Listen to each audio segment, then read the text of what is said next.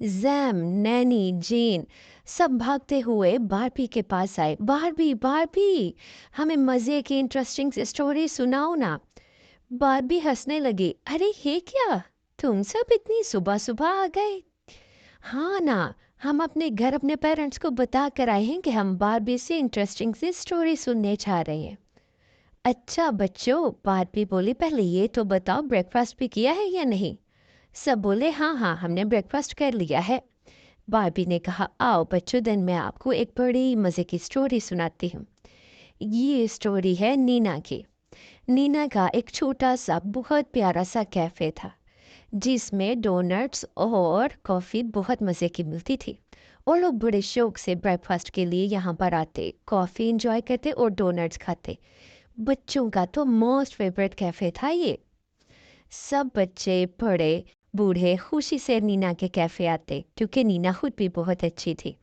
नीना के कैफ़े के बाहर बहुत प्यारे प्यारे से छोटे बड़े बर्फ के मुजस्मे खड़े थे, जो कि इन्हीं लोगों ने बनाए थे। नीना इनको देखकर बहुत खुश होती। छोटे छोटे बच्चे आते, जब तक उनका ऑर्डर रेडी हो रहा होता था तब तक वो बाहर स्टैचूज बनाने लग जाते। नीना इन सबको अंदर से देखकर बहुत खुश होती और फिर ये भी सोचती कि चलो ये भी ठीक है, इससे तो मेरा कैफ़े और प्यारा हो जाता है। खैर सारा दिन नीना काम करती और थक जाती। जब तक लास्ट कस्टमर भी घर नहीं चला जाता था तब तक नीना को अपने कैफ़े में रुकना पड़ता था। खुद सारे वॉश करती, कैफ़े को साफ करती, रात हो जाती थी। वो बेचारी बहुत थक जाती थी। एक दिन वो यूं ही सोच रही थी कि काश कोई ऐसा मिरेकल हो जाए कि मेरे लिए बहुत आसानी हो जाए, कोई मेरी हेल्प कर सके, मैं बहुत थक जाती हूँ। घर जाकर सो गई। पर ये क्या, अगली सुबह जब उठी तो और स्नोफॉल हो रही थी। ये क्या? रीना ने कहा, फिर इतनी ठंड, इतनी सर्दी, और इतनी सर्दी में जाना पड़ेगा मुझे कैफ़े। तो वाह, कब ये सर्दियों के दिन ख़त्म होंगे और नॉर्मल डे स्टार्ट होंगे, जब मैं आराम से कैफ़े जा सकूँगी। इतना सामान पहनो और फिर कैफ़े जाओ। खैर, कैफ़े गई तो क्या देखती है कि बाहर एक छोटी सी गुड़िया जैसी बच्ची बैठी एक स्टैचू को बड़े गौर से देख रही है। नीना ने उससे पूछा, ये क्या, इतने गौर से क्या देख रही हो? वो बोलने लगी, नीना आपी, क्या आपको ये स्टैचू रियल नहीं लगता? मुझे पता नहीं क्यों लगता है कि ये रियल है। वो हंसने लगी। वो कहने लगी, अच्छा अच्छा ठीक है, रियल ही होगा, चलो आओ और ब्रेकफास्ट करो कैफ़े में। तुम मेरा ही आने का वेट कर रही थी। नीना ने बेध्यानी में अपने गले से उतारा मैरून स्कार्फ स्टैचू के गले में डाल दिया और चली गई। और डोल की तरह वो भी यही बात करके हंसने लगी, इसको ठंड ना लग जाए इसीलिए मैं अपना मैरून कलर का स्कार्फ इसके गले में डाल देती हूँ। नीना तो कैफ़े में चली गई, मगर ये क्या, उस मैरून स्कार्फ की वजह से उस स्नोमैन में जान पड़ गई और वो मूव करने लगा। ये कैसे हो गया, कुछ समझ नहीं आई। नीना अपने घर चली गई, काम ख़त्म करके सोने लगी। थक गई थी घर के काम कर कर के, कैफ़े के काम कर कर।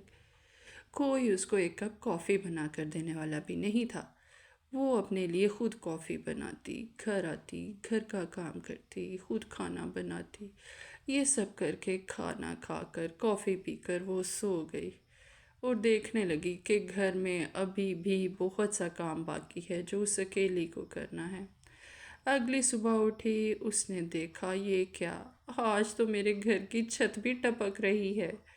उसके घर की छत में कहीं कहीं पर सुराख हो गए थे, जिसकी वजह से उसमें से बर्फ़ का पानी बहने लगा था। नीना बहुत परेशान हुई और सोचने लगी, अल्लाह, अब ये भी मुझे करना पड़ेगा। उसको तो ऐसे काम करना नहीं आते थे, क्योंकि उसकी डेली की ड्यूटी कैफ़े और कैफ़े से घर और घर में खाना पकाना था। वो चाय पी रही थी और सोच रही थी कि अल्लाह, कोई तो मुआवजा कर दे, कहीं से तो आसानी कर दे, क्योंकि उसके घर की सिर्फ छत ही नहीं, सीढ़ियाँ भी टूट गई थी, जो कि उसके लिए बहुत परेशानी थी। फिर भी वो यही सोचती, चलो क्या है, मैं अकेली ही तो रहती हूँ, इग्नोर करती और कैफ़े के लिए निकल जाती। ایسے ہی کیا اس نے، جلدی جلدی اپنی کیفے کے لیے سینڈوچ وغیرہ بنائے اور نکل گئی۔ پر رستے میں اس کو رات والا سنو مین دکھائی دیا۔ پہلے تو وہ دیکھ کر بڑے حیران ہوئی، پر یہ کیا، اس کے گلے میں تو میرا والا اسکارف تھا۔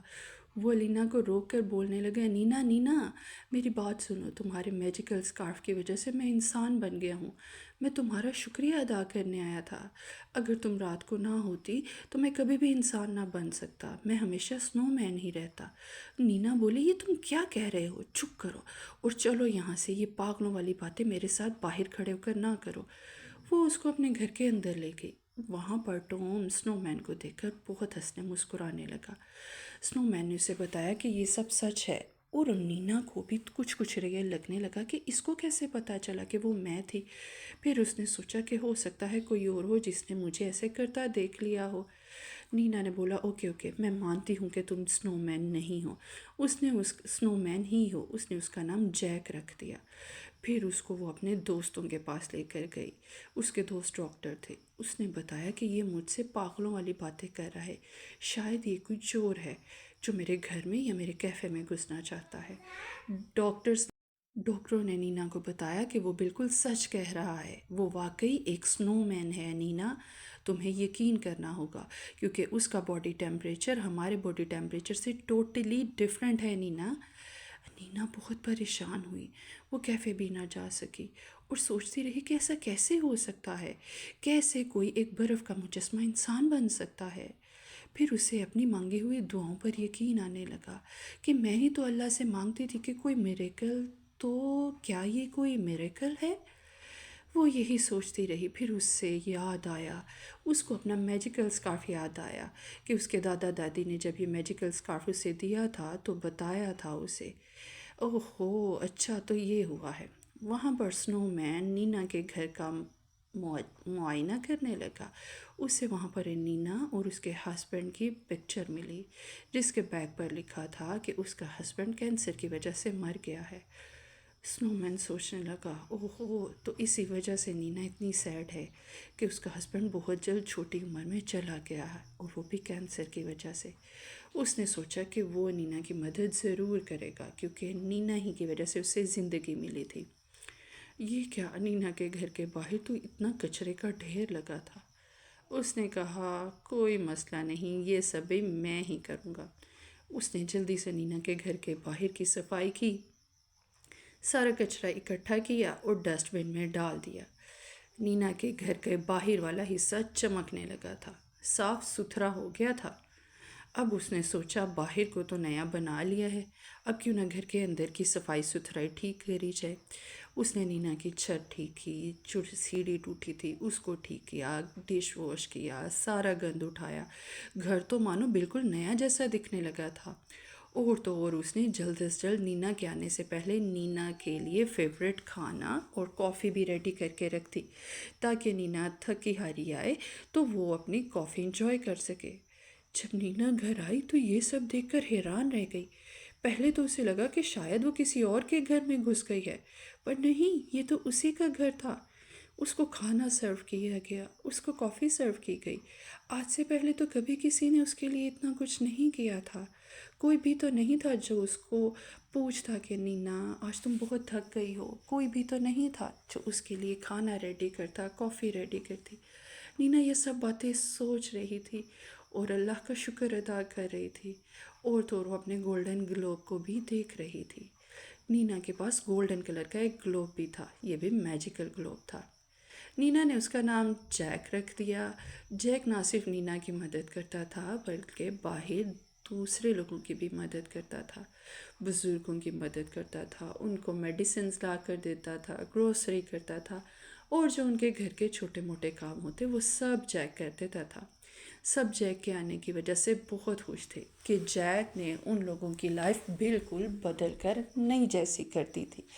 سب کی خوشی کے انتہا نہیں تھی۔ پر یہ کیا، دن آہستہ آہستہ بدلنے لگے اور سورج نکلنے لگا جس کی وجہ سے جیک کی باڈی بالکل پگھلنے لگی تھی۔ جیک نے تو کبھی سوچا ہی نہیں تھا کہ اسے اتنی جلدی واپس بھی جانا پڑے گا۔ وہ تو بھول ہی گیا تھا اصل میں تو وہ سنو مین ہے اور اس کی باڈی میلٹ ہو رہی ہے۔